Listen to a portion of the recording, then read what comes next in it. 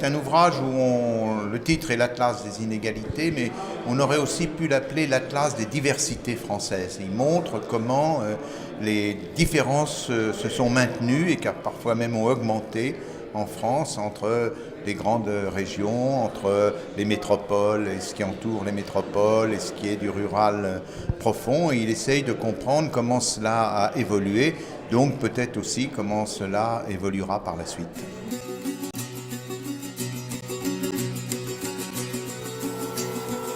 Ce que j'ai voulu montrer surtout, c'est que la tendance la plus importante qui est toujours soulignée, qu'on appelle la métropolisation, comme quoi seules les grandes villes existeraient, et le contraste entre les grandes villes et le reste du territoire, j'ai montré qu'au contraire, à côté de cette tendance-là, il y a des très grandes différences selon des territoires larges. Par exemple, il y a des territoires qui vont mal en France, disons une grande partie du Languedoc-Roussillon, toute la frontière nord-est de la France, et puis des territoires qui vont beaucoup mieux,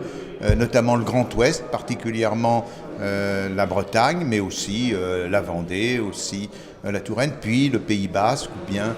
aussi l'Aveyron, le sud du Massif central. Donc il y a en France, au fond, deux France. Il y a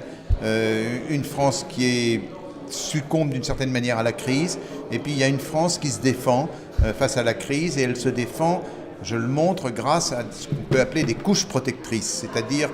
c'est des régions où la solidarité est plus forte au niveau local, et elle est plus forte parce que c'est des régions qui ont eu un passé plus éloigné de Paris, plus éloignées de l'État central. Par exemple, elles se sont appuyées pour certaines sur l'Église, c'est le cas de l'Ouest, et puis pour d'autres sur des formes de familles communautaires ou larges, et c'est le cas du Sud-Ouest.